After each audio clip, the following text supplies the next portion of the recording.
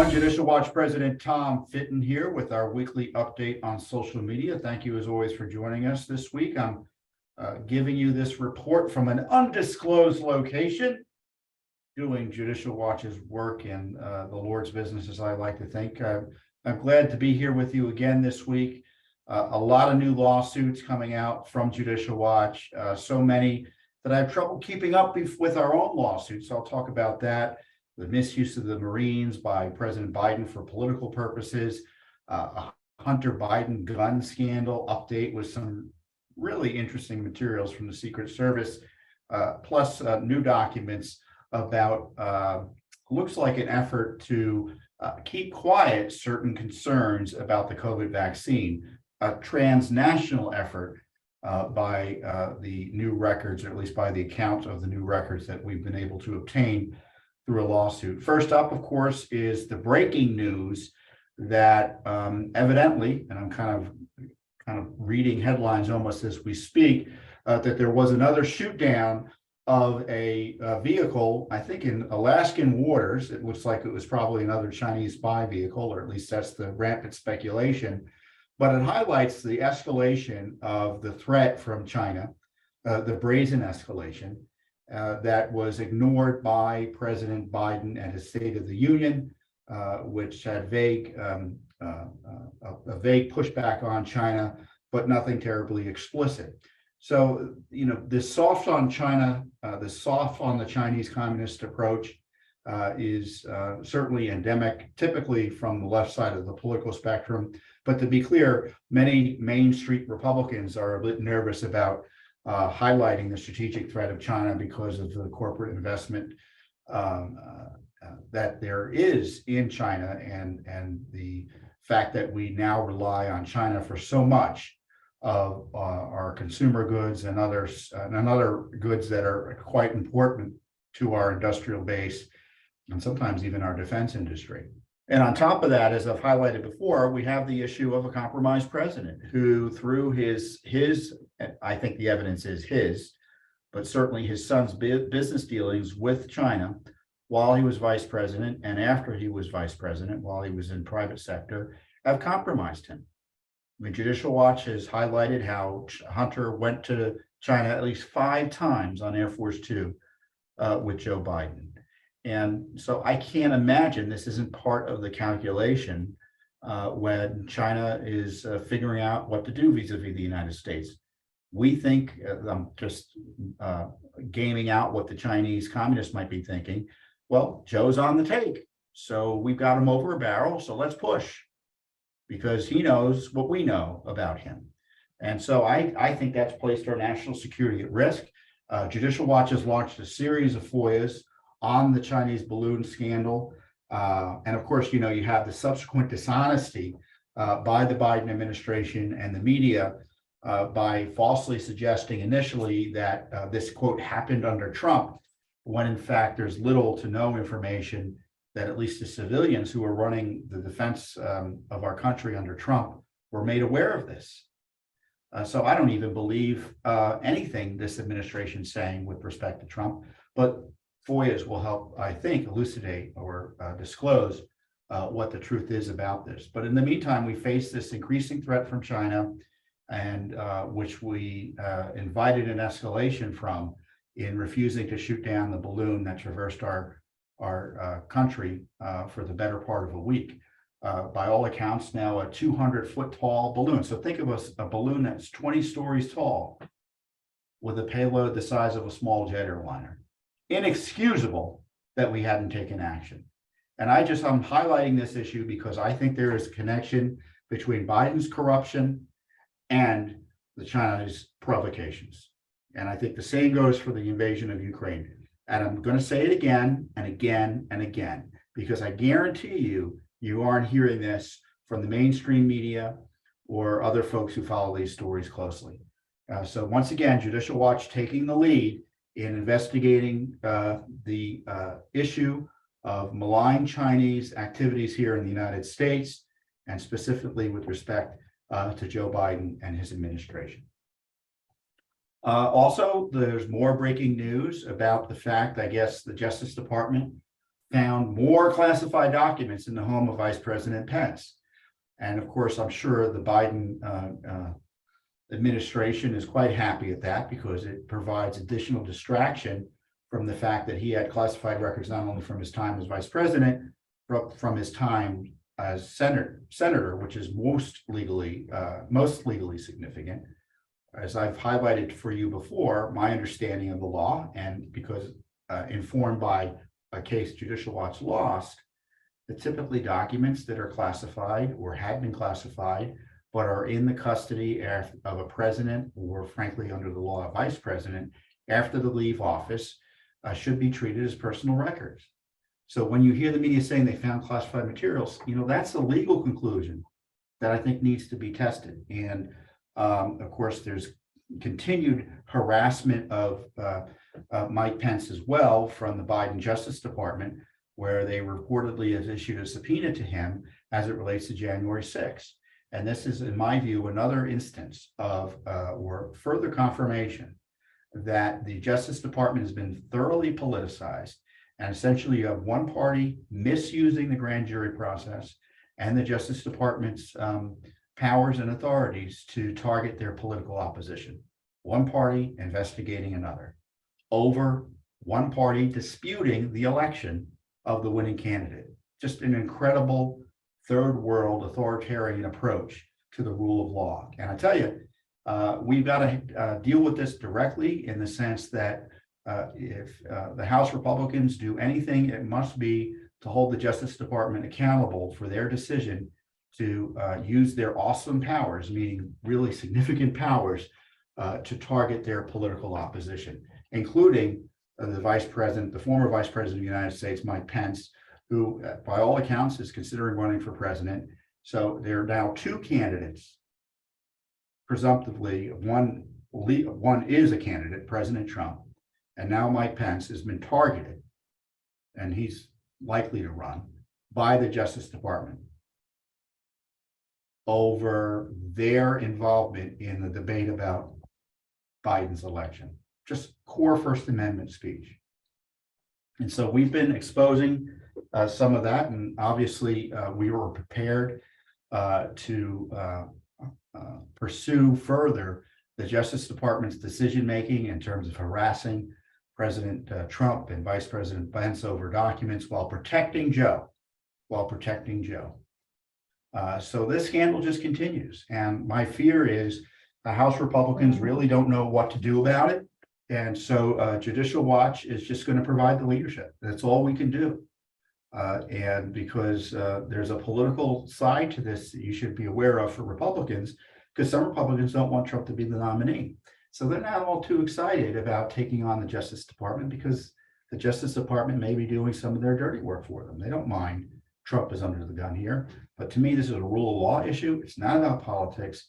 And Judicial Watch, once again, will be on the forefront. We've got at least a half a dozen lawsuits on this issue related to the abuses of documents, and we're all over the January 6th issue.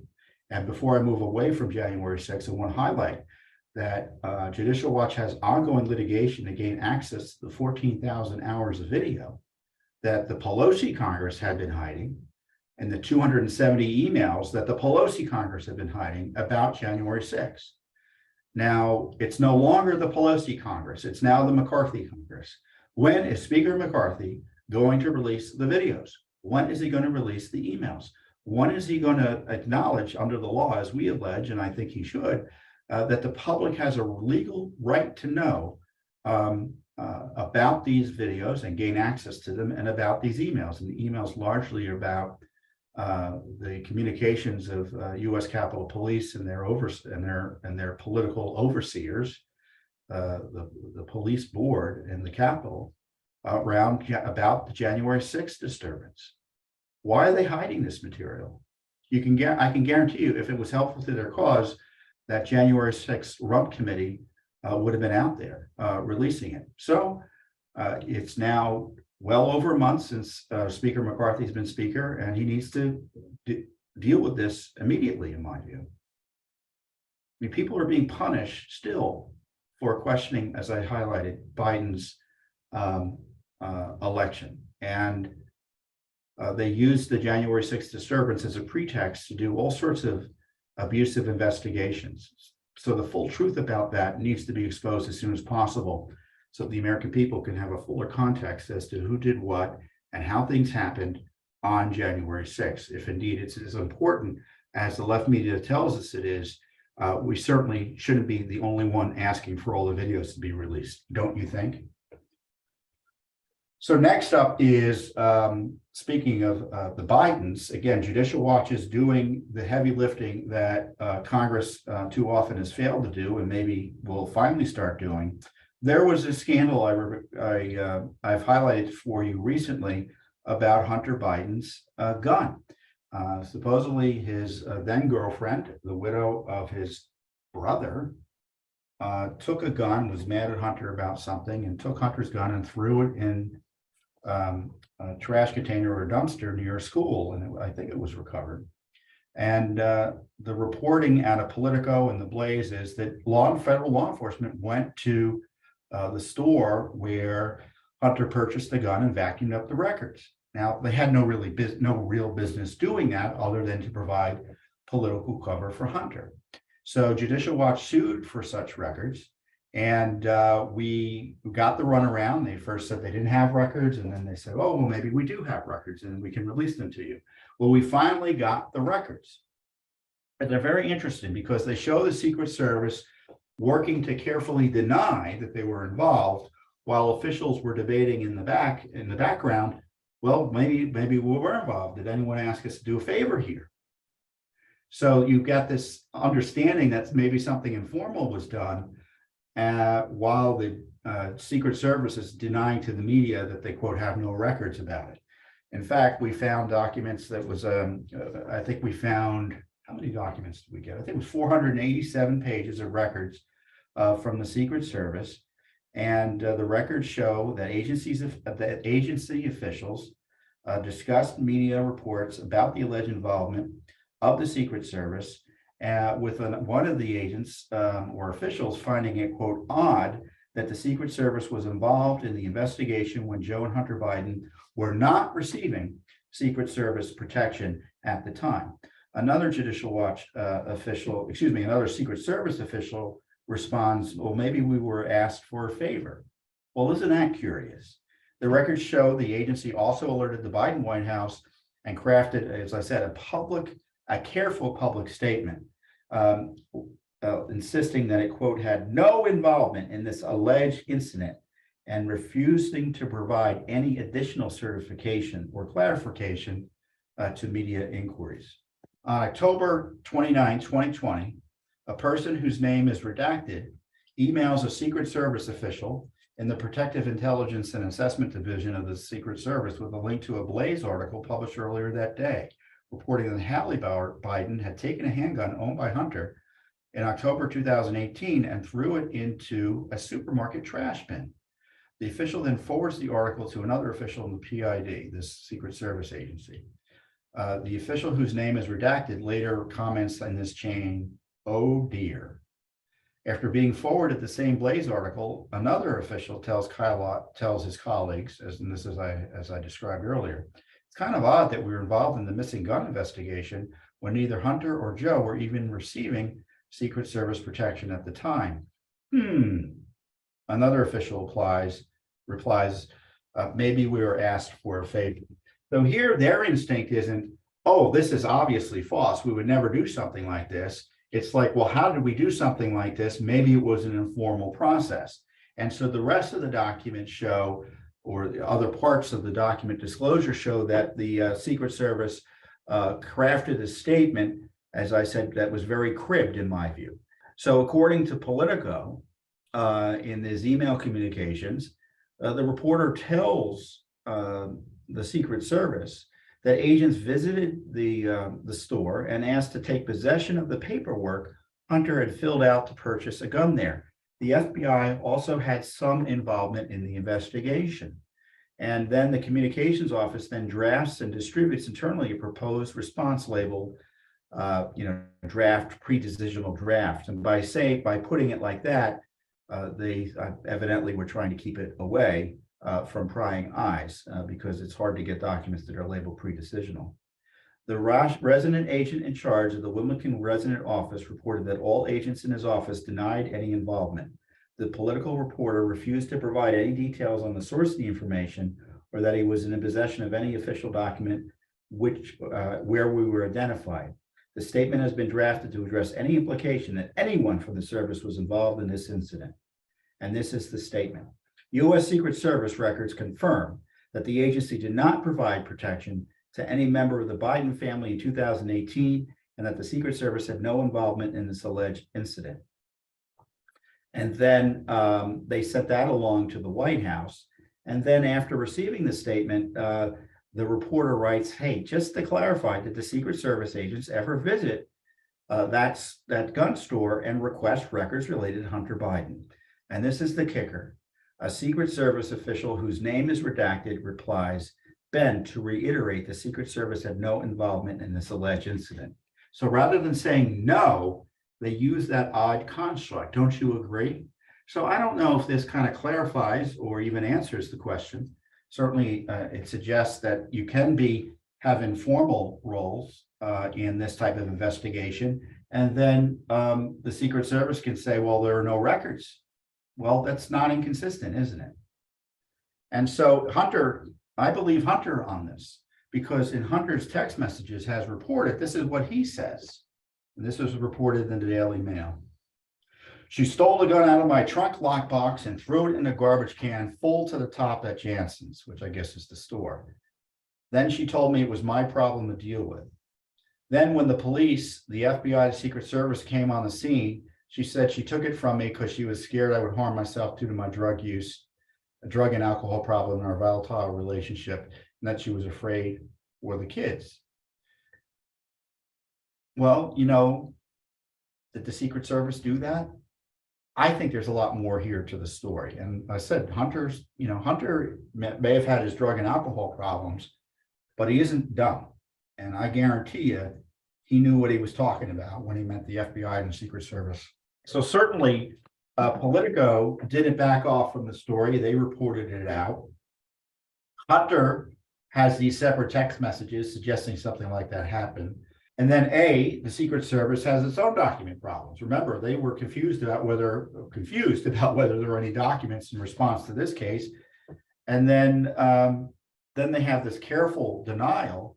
And then, of course, you have Hunter suggesting it actually happened.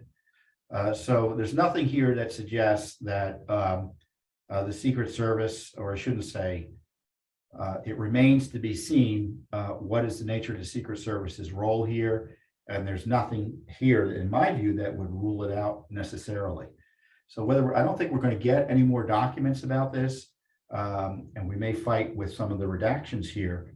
But again, this is another instance, in my view, of the government being misused on its face to help Hunter Biden out. And how do we know this happened? Well, Hunter Biden's text messages and independent reporting by the media, and our documents that we obtained from the Secret Service under a FOIA lawsuit really don't undermine any of that, any of the notion or any part of the notion that there was this abuse of law enforcement resources at the federal level to protect Hunter Biden and obviously Joe from this gun scandal. So we have a new lawsuit, or the results of another lawsuit, I should say, on COVID. And we're very interested in providing Americans everything that they have a right to on the safety and efficacy of the COVID vaccines. And as you know, that's very controversial. And Judicial Watch, again, has been the leader in exposing what's been going on with COVID policy, the origins, and, as I said, the safety and efficacy of the vaccines, including testing. Well, we have new records that came out as a result of a FOIA lawsuit for records about emails sent to and from members of the Vaccines and Related Biological Products Advisory Committee regarding adverse events, deaths, and/or injuries caused by investigatory vaccines for the prevention or treatment of SARS-CoV-2 and/or COVID-19, currently produced by Pfizer, BioNTech, Moderna, and/or Johnson & Johnson. And that's the central advocacy or advisory body, along with the Advisory Committee on Immunization Practices, advising whether to approve COVID vaccines. So it's a major body that you've never heard of that blesses these vaccines. And the exchange is extremely interesting because it's only 57 pages. But again, it was extracted, these documents were extracted as a result of a Freedom of Information Act lawsuit. So it wasn't a voluntary disclosure, which is par from the course from the corrupt Health and Human Services Department. So in a lengthy, heavily redacted December 2020 email exchange, US and UK health officials placed a heavy emphasis on their, quote, mutual confidentiality agreement and a discussion regarding anaphylactoid reactions to the COVID vaccine. And my understanding, anaphylactoid reactions means an allergic reaction, more or less. That's my understanding. The exchange is initiated by Jonathan Mugford, who is the policy director at the UK Medicines and Healthcare Products Regulatory Agency, and it's sent to acting FDA commissioner at the time, Janet Woodcock, as well as Peter Marks, who's director for the Biological Evaluation and Research Center. The subject line and body of the email is fully redacted under FOIA Exemption B3, which is essentially the law prevents them from releasing it, so they say. They talk about two cases, and this is a quote, 2 cases of anaphylactoid reactions to individuals with a strong past history of allergic reaction. Marks replies to Mugford in, Mugford obviously is in, as I said, in the UK. It would be very helpful if our Office of Vaccines could receive additional details, and then something's redacted from the UK agency under the terms of our mutual confidentiality agreement. Attached are blank, redacted again. Hope that's helpful in the meantime, Mugford replies. And then he says, if I can just remind you, the information is shared under a confidentiality agreement. So I want to know what this confidentiality agreement was that was regulating the sharing of information about adverse events, it looks like here, about the COVID vaccines and what's being kept secret. I mean, what's going on here that we have, again, another confidentiality agreement. It looks like terms agreed to with a foreign power to keep information from the American people about the safety and efficacy of the vaccines. We just covered this. So in addition to these, what I think are disturbing documents, there's talk about COVID and pregnancies and other documents that raise additional questions. On May 14th, 2021, the CDC's Dr. Amanda Cohen emailed Office of Vaccines Research and Review Director Marion Gruber and the Center for Biologics Evaluation and Research Director Peter Marks again with the subject line, co-administration of COVID-19 vaccines with other vaccines during pregnancy. Gruber writes, I'm fine with this language. Mark then responds to Cohen and her CDC colleague, Sarah Meribay, by saying, I can live with this too. Please let me know if you want to connect about the adverse event issue later today. Seems like work is still ongoing, but let me know. Thanks. Cohen replies, we have a meeting with Rochelle, presumably Rochelle Walensky at the CDC at 3:30. And if we should say anything, or wait until we have more definitive information. Again, about if we should say anything, or wait until we have more definitive information. I will let you know where we land. I'm not sure there is a right answer.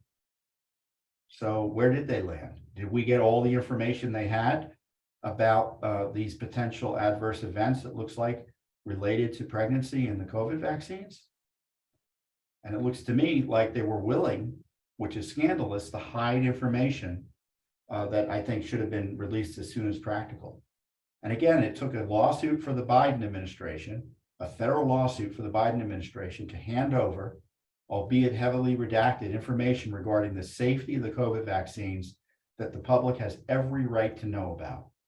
The disturbing batch of new documents uncovered a secret confidentiality agreement tied to COVID vaccine safety issues and emails that raised new questions about the vaccines and pregnancy. So we have many, many lawsuits and many disclosures. I can't go through them all here, but this is just adding to the pile of disclosures that raise serious questions about the way these vaccines were handled, tested, and vetted by our public health agencies here in the United States. And on top of that, we have agreements with foreign powers, in this case, the United Kingdom, potentially to keep some of this information away from the American people. And you may recall that Judicial Watch previously uncovered that when we were initially investigating the emergence of COVID in China, we had a confidentiality agreement, the terms of which were dictated, I think, by the Chinese, according to the document, the Chinese communists, that were guiding our analysis there. So it's not just the UK that we had a confidentiality agreement with. We had a confidentiality agreement about COVID with the Chinese. So did you know the Chinese communists were controlling information that American government officials were able to share with the American people? Well, I bet you didn't, but you now know, if you hadn't followed this before, from Judicial Watch. Not from Congress, not from the media, not from a voluntary disclosure from the government, but because of a FOIA lawsuit that we had to file because the government refused to follow the law and provide the information. So more is coming on this. We are getting document after document on COVID and vaccines and such, and you can be sure I'll be back with you in future updates with more details on what we're finding, and what else we're going to be filing in terms of lawsuits to get the full truth. So one of the most disturbing speeches that I recall in my lifetime, and I don't think there's anything comparable, at least in the modern American political context, was the speech by President Biden up in Philadelphia, the infamous Red speech in September of last year, where he essentially attacked his political opponents as fascists, and the implication of which they should be deprived of all the rights and protections that the Constitution affords one. Just a terribly authoritarian speech. And of course, you had this imagery, as I call it, the Red speech, where he was speaking before a red background that I think was purposeful to add to the air of intimidation. Now, included behind him at that political speech, which was obviously a campaign speech, were Marines. And many noted at the time, what were Marines being used, why were they being used as props for this hate speech by Biden? And Judicial Watch followed up because, unlike the media and Congress and such, we just don't forget about abuses. We try to figure out what went on. And so we asked for records about communications related to the use of the Marines. We filed the lawsuit after the Defense Department failed to comply with an October 31st, 2022 request for all communications within the Office of the Secretary of Defense, the Secretary of Navy, Chairman of the Joint Chiefs, and Commander of the Marine Corps, and those shared with the White House Military Office of the Office of the President regarding the Marines standing behind the President during his September 1st, 2022 speech in Philadelphia. So we asked for these documents when? Back in October 31st, the end of October, and it's now February, and we still don't have the information. Now, how many darn emails could there be?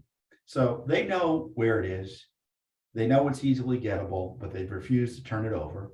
And I think this is evidence of a cover-up. They're breaking federal FOIA law to hide information about Biden's Red speech and his evident abuse of our military forces, the service members and the Marines, to stand as backdrops and as props for his political hate speech.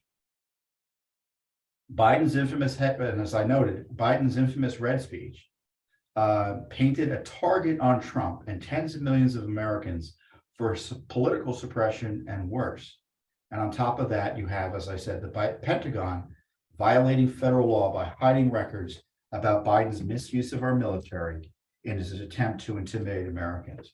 So this was an awful speech in terms of the appearance of the president seemingly threatening Americans in this awful lighting that you'd have to go back to totalitarian dictators to see similar setups and props. I just can't believe he did it. But you know, people make speeches one objects to, that's fine. But when our military is used in this way we want some accountability. And some of that accountability is getting records about what went on and who approved it and what was the thinking. And they don't want to tell us. But now they're going to have to explain to a federal court while they're hiding these documents, what they're doing to search them and then disclose them, hopefully, to Judicial Watch. Well, thanks for joining us. I hope I gave you even more reason to support Judicial Watch's great work.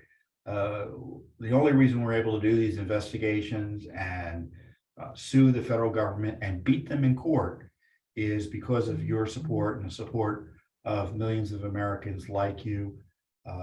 Judicial Watch's heavy lifting gets results time and time again. And I encourage you to support our work. You can go to judicialwatch.org. If you're supporting us already, make another donation. If you're not, make your first donation. But at least share the information we're giving to you as a result of these lawsuits the government doesn't want anyone to know about. Get the word out, because our country needs saving and the rule of law needs protecting. With that, I hope to see you again here next time on the Judicial Watch Weekly Update. Thanks for watching. Don't forget to hit that subscribe button and like our video down below.